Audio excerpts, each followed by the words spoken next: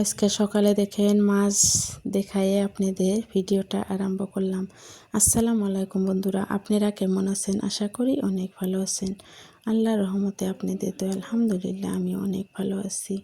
সকালে মাছ কুটে ধুয়ে নিলাম। এইবার আমি আমার বাগানে এসেছি। দেখেন আমি কতগুলা চারা লাগাইছিলাম, টমেটোর হয়েছে। বেগুন গাছ লাগাইছিলাম, বেগুন গাছে দেখেন কতগুলো বেগুন ধরেছে। আমি তো আমার বাবার বাড়িতে গেছিলাম অনেক দিন থাকার পরে আজকে আসছি। আসার পরে মাছ আনলো, মাছগুলা কুটে নিলাম। অনেক কামই করছি, করার পরে মাছ কুটে ধুয়ে নিয়ে এবার আমার বাগানে চলে আসছি। দেখেন কতগুলা বেগুন ধরেছে, এখানে কত গোল গোল বাগুন গিলে ধরেছে। আমার তো অনেক ভালো লাগছে এগুলা দেখে। নিজে হাতে লাগানো বেগুন গাছ দিয়ে আজকে ছোট মাছ এর রেসিপি বানাবো। মরিচ গাছে দেখেন কতগুলো মরিচ ধরেছে। এই মরিচগুলো অনেক ঝাল, ছোট ছোট মরিচ কিন্তু অনেক ঝাল মরিচগুলো। কতগুলো বেগুন তুলে নিলাম।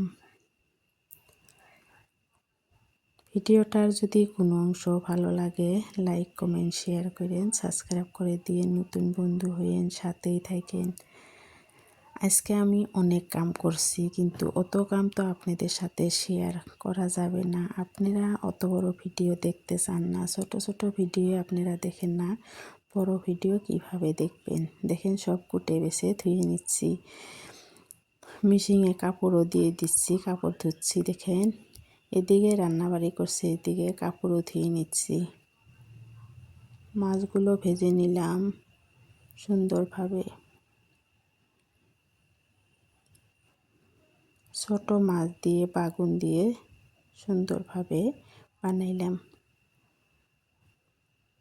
অনেক সুন্দর একটা সবজি, খেতে অনেক সুন্দর হয়েছিল। আপনারা ভালো থাকবেন, সুস্থ থাকবেন। পরবর্তী ভিডিওতে দেখা হবে। আল্লাহ হাফেজ। আসসালামু আলাইকুম।